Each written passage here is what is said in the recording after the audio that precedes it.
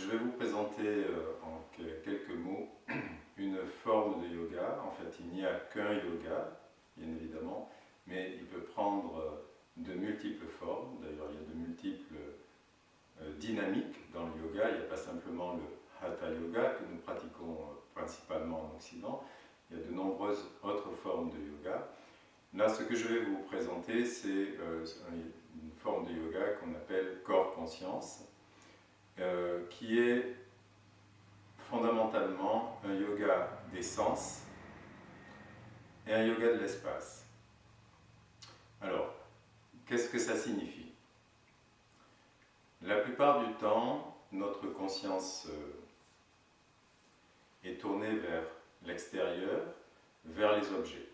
C'est-à-dire notre conscience est en quelque sorte extravertie, sans cesse extravertie. Durant l'état de ce qu'on appelle d'une façon impropre notre état de veille, en fait nous sommes sans cesse sollicités par la dimension objective de l'existence, par les objets, avec tout ce que cela crée comme attachement, tout ce que cela crée comme attraction, répulsion, vous voyez, différentes réactions, et indifférence. C'est pour ça que les sages disent souvent que finalement ce sont les sens et les objets des sens qui causent notre perte et notre ignorance. Dans l'approche du yoga corps-conscience, dans de nombreuses approches du yoga, mais principalement dans celle-là, en fait, nous explorons très très profondément ce qu'il en est véritablement, c'est-à-dire nous menons une enquête par rapport à qu'est-ce qu'un objet, qu'est-ce que la perception et quelle est la source véritable de la perception. Donc la plupart du temps, nous vivons avec cette croyance que nous percevons les objets à l'extérieur à travers des perceptions, nos perceptions sensorielles, et que finalement, la source de la perception, c'est notre individualité, notre ego, et notre cerveau et nos différents organes sensoriels. Lorsque l'on mène véritablement l'enquête par rapport à ça, c'est-à-dire lorsqu'on observe très très profondément ce qu'il en est véritablement, lorsqu'on mène l'enquête véritablement, nous nous rendons compte en fait que la source de tous les sens, ça n'est pas véritablement les organes de perception, le cerveau et notre personnalité qui perçoit véritablement, mais la source de tous les sens, c'est la conscience elle-même. Et donc, dans le yoga corps-conscience, qui est un yoga des sens et de l'espace, nous allons sonder principalement trois sens. Le sens tactile. Le yoga, c'est vraiment, le Hatha Yoga, c'est vraiment un art, en quelque sorte, une exploration très très approfondie du sens tactile, du toucher, si vous voulez, du senti. Et en explorant très profondément le senti, nous allons nous rendre compte que la sensation, le tactile, n'est pas en état de fermeture sur lui-même.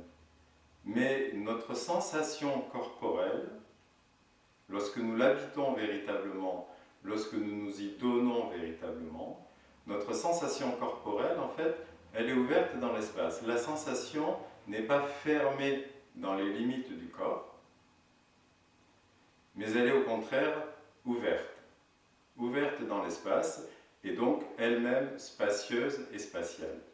Alors, de multiples années de conditionnement nous ont poussé en quelque sorte à contracter considérablement notre conscience corporelle, notre sensibilité corporelle, jusqu'à ne plus ressentir que finalement, la plupart du temps, dans les limites de la peau. Vous voyez, c'est vraiment une sorte d'encoquillement perceptif encoquillement de conscience, une contraction, un confinement, comme on dit actuellement. C'est un confinement, nous sommes tous confinés. Et donc, lorsque le corps retrouve sa sensibilité, et le Hatha Yoga est fait, le yoga corporel, le yoga postural, est fait pour redonner au corps, en quelque sorte, la plénitude de sa sensibilité, la plénitude de sa conscience. Lorsqu'on habite véritablement la sensibilité tactile du corps, nous nous rendons compte, à ce moment-là, avec une certaine forme d'émerveillement, d'étonnement, que la sensation est ouverte. La sensation n'est pas refermée sur elle-même, elle est ouverte dans l'espace, elle est spacieuse, elle est spatiale. Et lorsque nous accompagnons véritablement cette ouverture, cette dilatation tactile, nous retrouvons calme de la pensée et qualité de présence. Nous redevenons naturellement présents, attentifs. C'est-à-dire en accompagnant la sensation, le tactile, le sens tactile, jusque dans son propre fond, sa propre source, nous rejoignons la conscience elle-même. Nous rejoignons un état de dilatation où la conscience se reconnaît elle-même au présent d'elle-même, sans forme.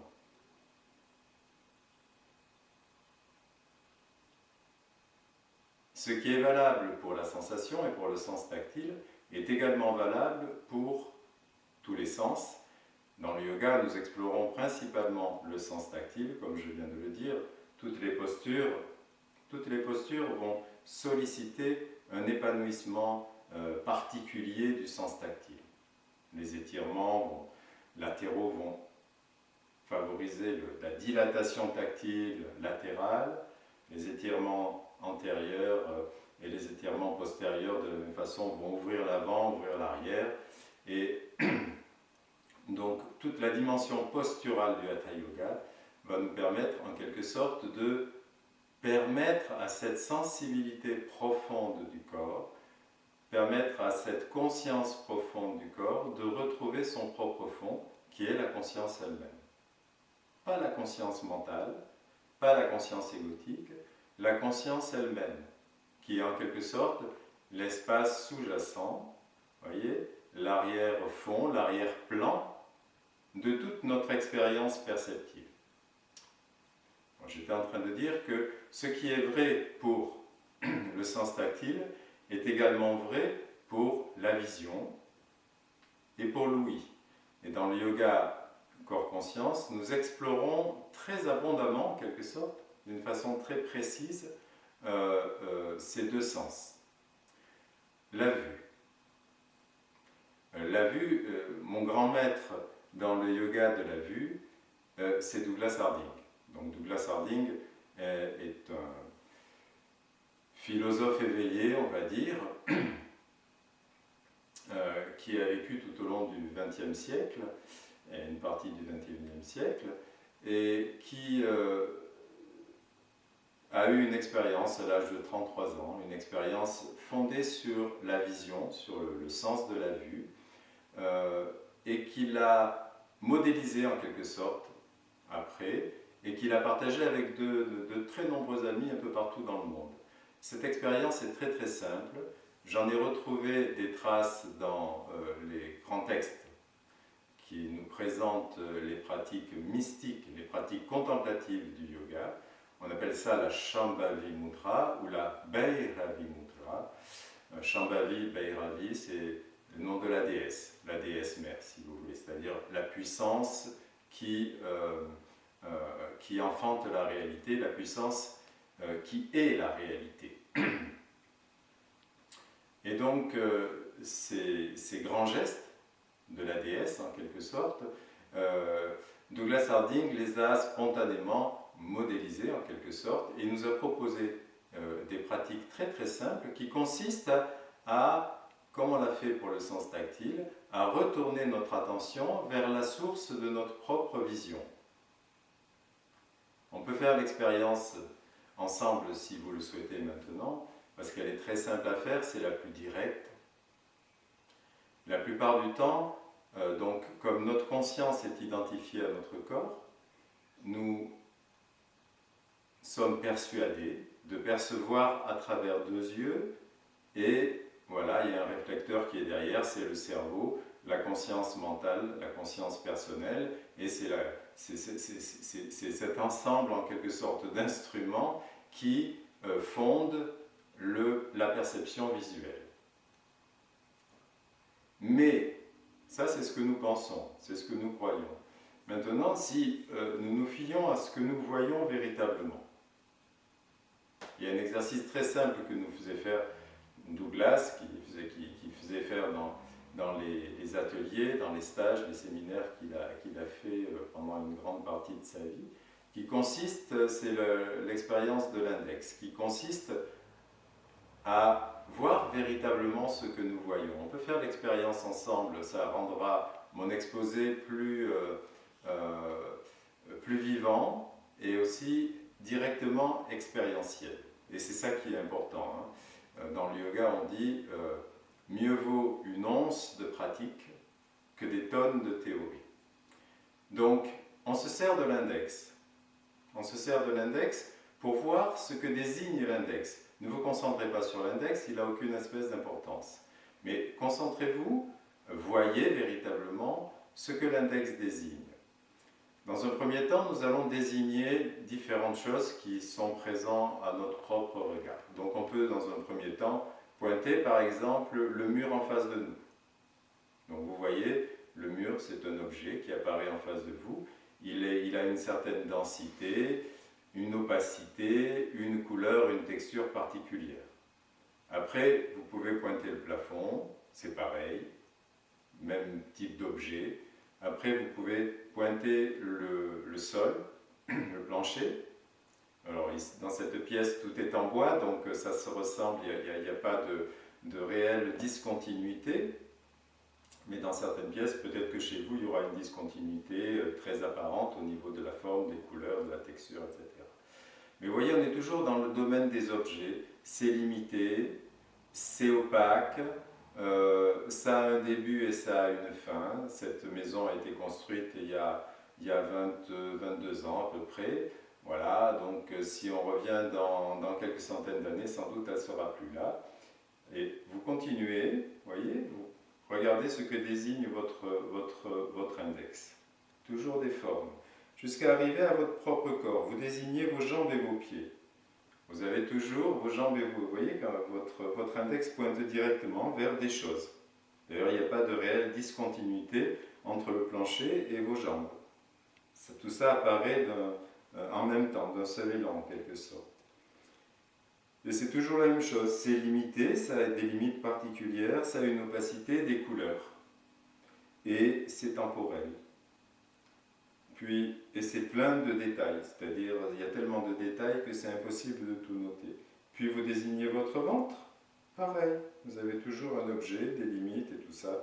Votre poitrine, et c'est toujours pareil. Voyez, vous avez toujours des objets, des limites, des couleurs, etc.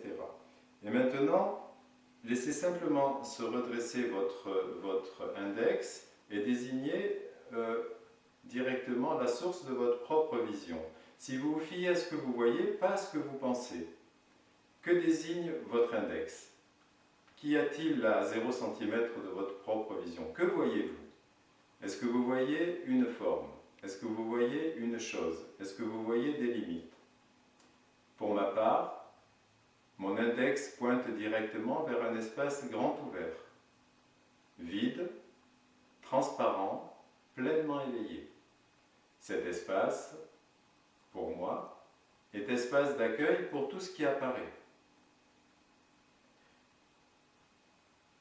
Je perçois tous les objets et la totalité du monde objectif à partir d'une absence d'objet ici. Vous voyez? Qu'est-ce que je vois là? Rien. Je ne vois pas ma tête, je ne vois pas mon visage. Je l'imagine, je peux le penser, je peux l'imaginer, mais dans l'évidence du moment présent, je ne le vois pas. Je suggère qu'il en est de même pour vous. Nous sommes constitués de la même façon. Douglas Harding disait « Nous sommes construits ainsi », c'est-à-dire à la source de notre propre vision. Que voyons-nous? Que trouvons-nous? Pas un objet, pas des yeux, pas un cerveau, pas un ego, pas une personnalité. Que trouvons-nous? Nous trouvons la conscience elle-même, sans forme, transparente, immédiate, sans limite.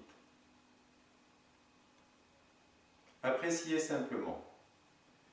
Comme vous écoutez ce cours exposé à travers un écran, et que vous êtes donc, nous sommes en apparence face à face, voyez à quel point ce face à face, en fait, il est conventionnel et il ne correspond pas à la réalité. Je suggère que vous voyez mon visage à travers votre écran, que vous voyez mon visage à partir de votre absence de visage.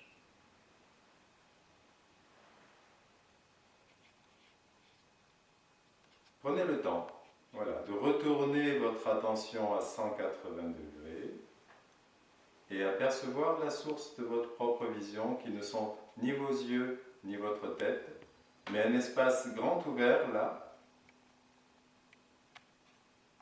pleinement éveillé, dans lequel vous pouvez vous détendre. Dès qu'on a de l'espace, on peut se détendre.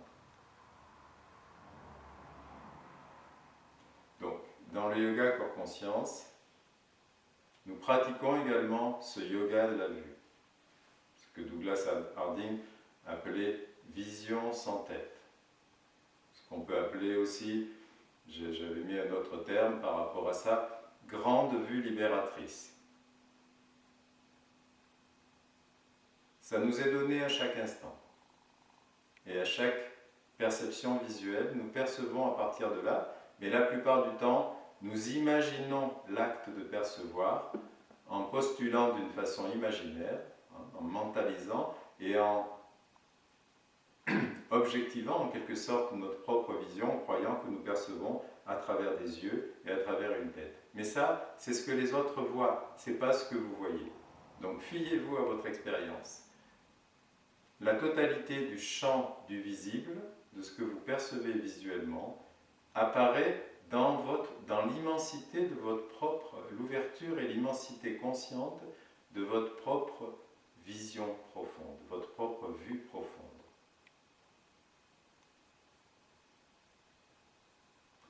C'est le second sens. On a vu le sens tactile, la sensation qui pouvait se déployer, s'épanouir dans l'espace. On a vu la vue, la vision. L'ouïe maintenant. Alors l'ouïe, c'est un domaine très très subtil dans le yoga et que nous explorons aussi d'une façon très très très approfondie.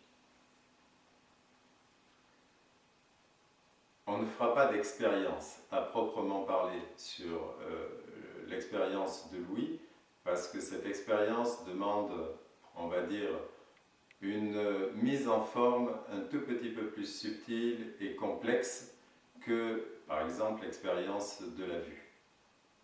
Mais de la même façon que nous sentons que la source de toute notre perception tactile est la source de notre vision et la conscience elle-même, la source de notre conscience auditive, la source de l'ouïe, c'est également la conscience. Et lorsque nous accordons une attention détendue, très vigilante au son, en fait, les sons vont nous ramener à la conscience elle-même. C'est pour ça que l'on dit dans le Tantra que ce qui pour le profane est une occasion de chute de la conscience, c'est-à-dire les objets, la vie sensorielle, qui nous tourne de plus en plus vers l'extérieur, pour le yogi, c'est une source de libération. Si nous savons comment utiliser nos sens, si nous savons véritablement apprendre à voir vraiment, à sentir vraiment, à entendre vraiment, alors les sens eux-mêmes, instant après instant, nous ramènent à notre propre fond, nous ramènent à la conscience, puisqu'il n'y a que la conscience qui perçoit. Si on prend un langage un peu plus religieux, si vous voulez, on peut dire que c'est toujours Dieu, la source, qui sent en moi, qui voit en moi, qui entend en moi. La créature n'est qu'un instrument. Il y a un grand texte du yoga qui dit « L'ignorance résulte de la confusion, de l'identification du voyant avec les instruments de la vue. » La plupart du temps, vous voyez, nous avons des instruments pour voir. Ce sont 2 yeux, un cerveau, un corps. Mais l'instrument n'est pas la source. Le sécateur du jardinier n'est pas le jardinier. Et donc ce qui est important, c'est la source. Dans notre confusion, dans notre ignorance, nous identifions les instruments de la vue avec le voyant, avec celui qui voit. Mais en fait, les instruments de la vue sont différents du voyant. Le voyant est sans forme, ça n'est pas un objet, c'est le sujet pur, alors que les instruments font partie du domaine de la forme. Ils sont nécessaires, mais ils ne sont pas la source.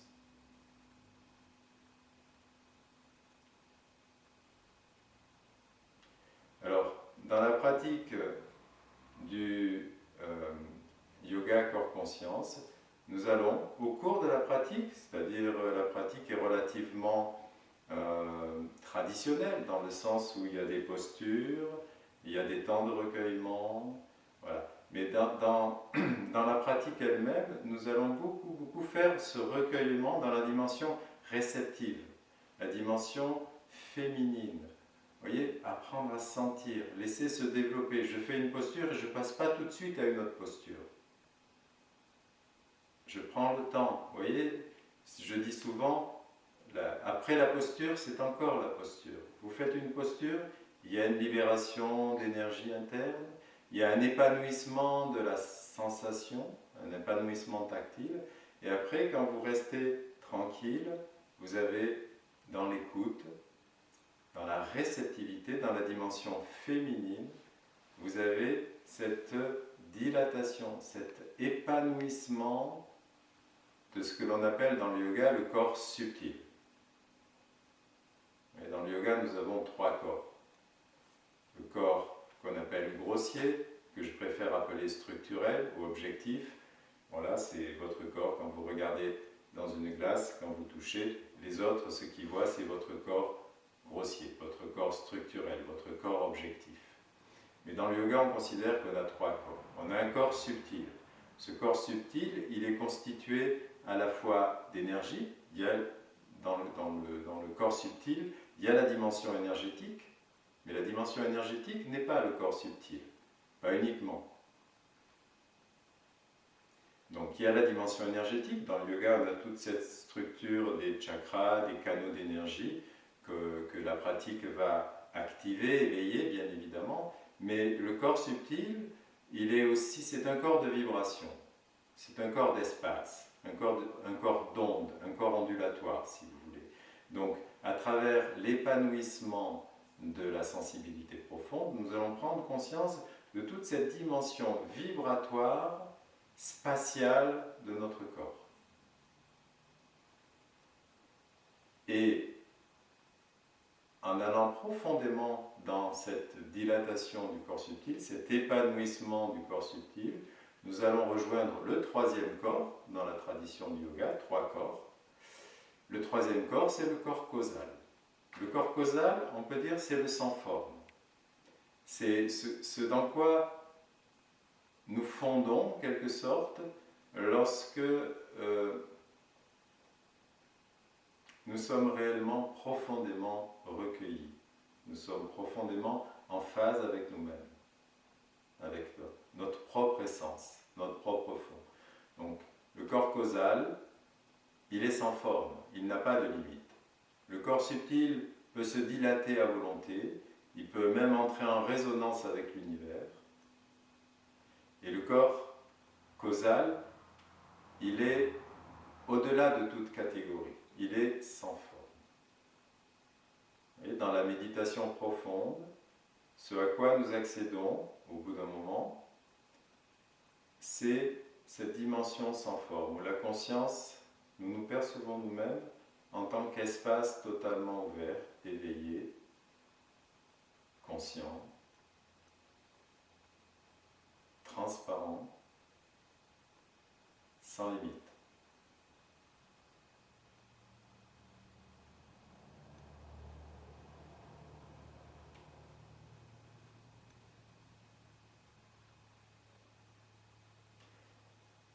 Une dimension qui caractérise aussi, on pourrait dire, le yoga corps-conscience, qui est un yoga du corps et de l'espace, c'est la dimension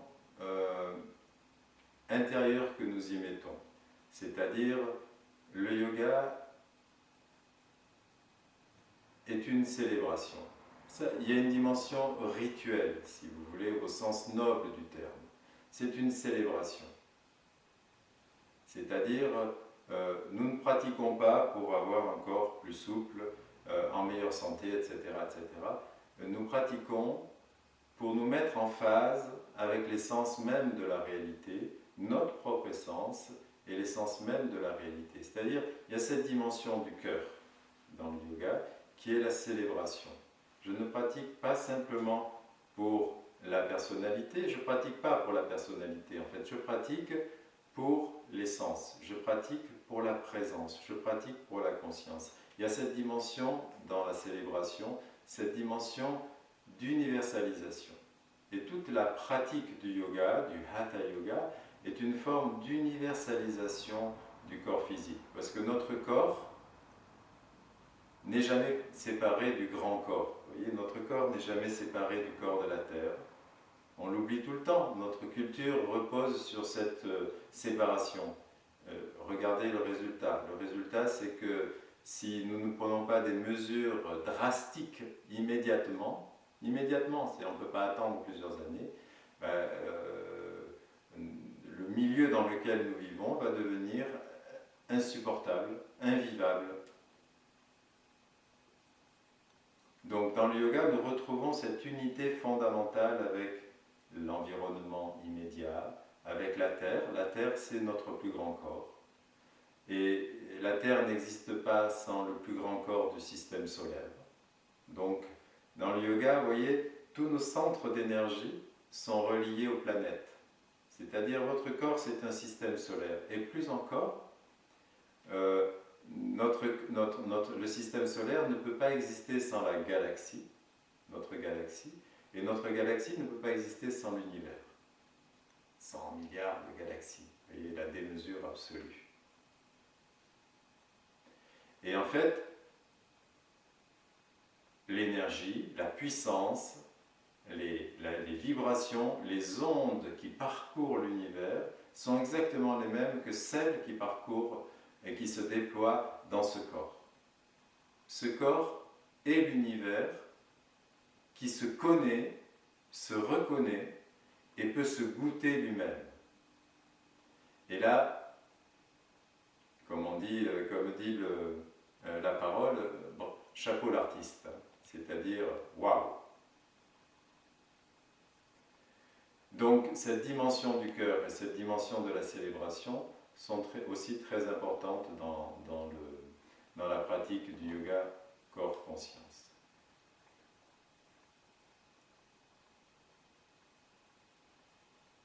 On peut dire d'ailleurs que dans la pratique du yoga corps-conscience, les trois grands yogas à vocation spirituelle, que sont le karma yoga, le yoga de l'action. Qu'est-ce que c'est le karma de l'action? Le yoga de l'action, c'est je ne pratique pas pour les fruits, je ne pratique pas pour les résultats, je pratique pour la célébration, je pratique pour l'univers, je pratique pour le divin. Et là, il y a une autre dimension, si vous voulez, dans l'acte, dans le faire. Il y a cette autre dimension. Ça, c'est Karma Yoga. Bhakti Yoga, le cœur, on vient d'en parler. Voilà.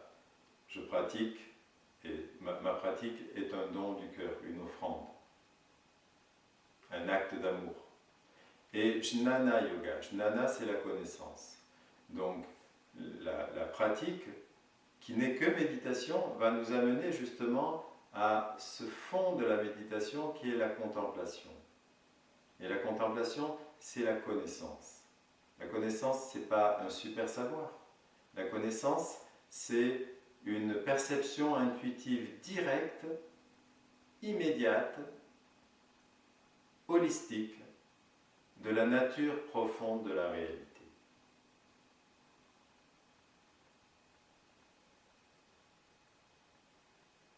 Et donc, on peut dire que les différents courants qui inspirent le yoga pour conscience, c'est le shivaïsme non duel du Cachemire, qui amène toute sa sensibilité, cette dimension non duelle. C'est le yoga intégral de Sri Aurobindo, Karma, Bhakti, Jnana, l'action, la volonté, le cœur, l'amour, et l'intelligence, la connaissance, au sens où on l'entend, on l'a vu précédemment. Et le troisième niveau d'inspiration, c'est à la fois l'enseignement et la pratique très très précieuse de Douglas Harding, qui est la vision sans tête. Voilà, en quelques mots, je viens de partager avec vous ce qui, à mon sens, constitue le yoga corps-conscience. Donc c'est un yoga plus féminin, beaucoup tourné sur l'écoute et sur cette dimension de retrouver la source vivante, consciente, de toutes nos perceptions. On a vu 3 perceptions principales, et on peut le faire aussi avec le goût et l'odorat. Mais c'est un peu plus difficile à mettre en place dans des cours. Voilà, je vous remercie pour votre attention. Et comme je disais précédemment, une once de pratique vaut mieux que des tonnes de théorie. Donc, vous trouverez cette vidéo sur la chaîne YouTube, et cette petite vidéo est une introduction aux autres vidéos qui constituent en des séances de yoga qui vous permettront de commencer à la fois à pratiquer et à expérimenter plus profondément ce dont je viens de vous parler. Merci pour votre attention, à bientôt.